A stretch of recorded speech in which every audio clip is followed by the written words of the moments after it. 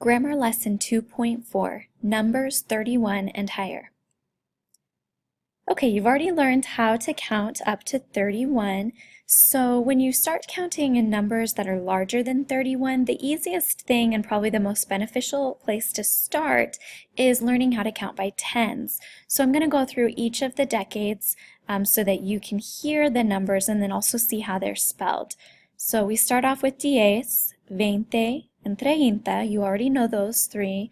So the numbers that are new to you are 40, 50, 60, 70, 80, 90, 100. This is the number we would use for 100. Okay, let's talk a little bit about saying and spelling the numbers. If you remember from numbers 1 through 15, each of those had their own individual and unique name. So those numbers were 1, 2, 3, 4, 5, 6, 7, 8, 9, 10, 11, 12, 13, 14, 15. As you say those numbers or listen to them, you notice that there's not really a pattern to them. Each one is just its own special number. When we got to the numbers 16 through 19, however, that's when you start to see a pattern develop. So when we said each of these numbers, it was like saying 10 and some more. For example, the number 17 was 10 y 7. So what you're literally saying is 10 and 7. We did the same thing with our numbers 21 through 29. We were saying the numbers as if it's 20 and some more. So the number 24 was 20 y 4. When you're saying numbers 31 through 99, you're going to follow that same basic pattern that you did in the 20s. So the number 35, for example, would be 30 y 5. Now you might recall when we did the teen numbers and the numbers in the 20s, we took those three short words, 10 y 7, and then we squeezed them together to make one word, 10 y 7. We did the same in the 20s, so we would squeeze 20 y 4 all together to make 24. Now you might assume that we could do the same for numbers 31 through 99, so 30 y 5 could be squeezed together to make 35.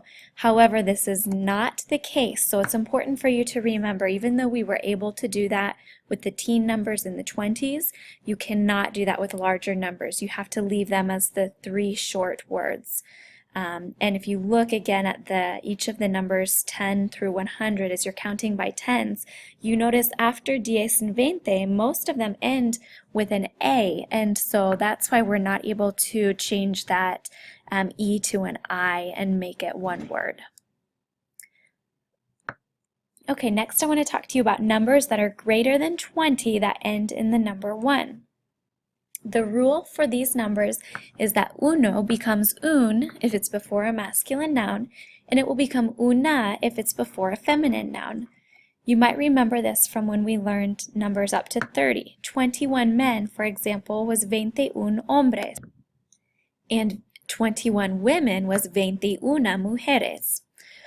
So the same will apply for the new numbers. If we want to say 41 boys, 41 chicos, 41 girls, 41 chicas.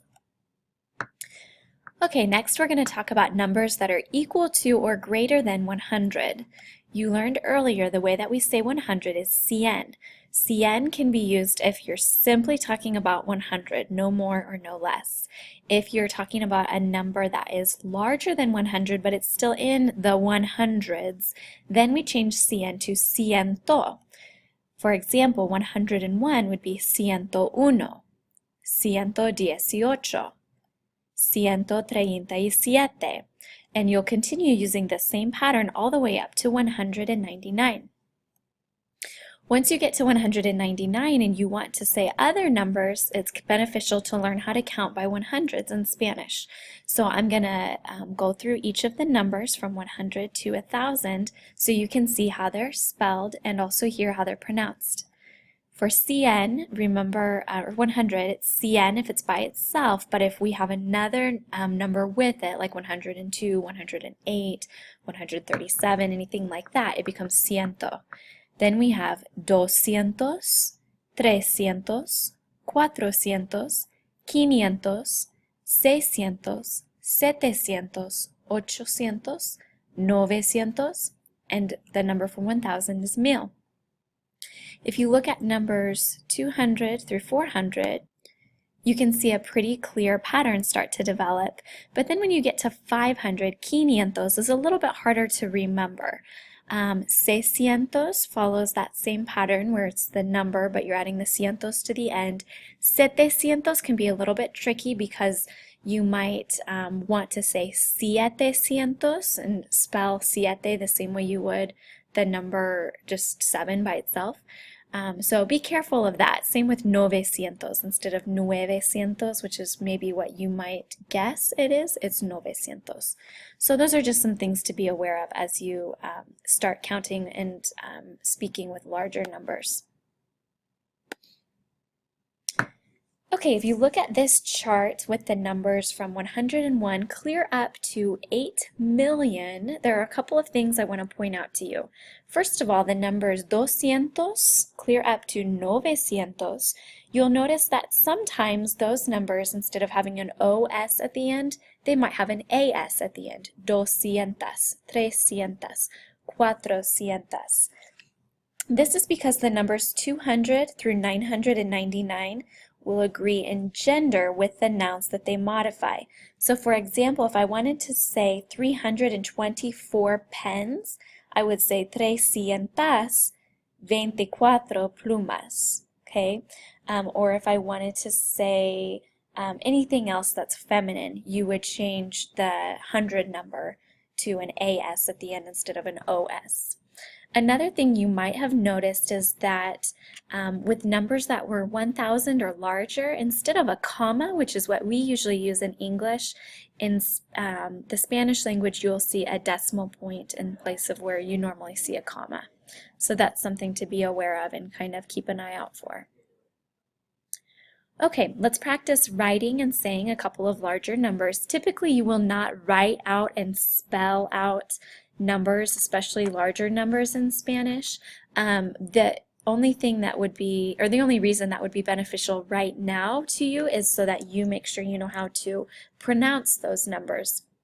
So for example, if I wanted to say 299 in Spanish, that would be pronounced or said and written 299.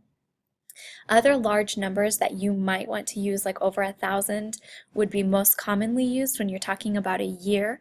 So if I wanted to say 1999, for example, or 1,999, I would say 1999. You're just taking each of the different components of that number and putting them together. So if the year is 2016, or for whatever reason you want to say that you have 2016 of something, again you just put each of those components together. 2016. And that's how you write and form larger numbers in Spanish.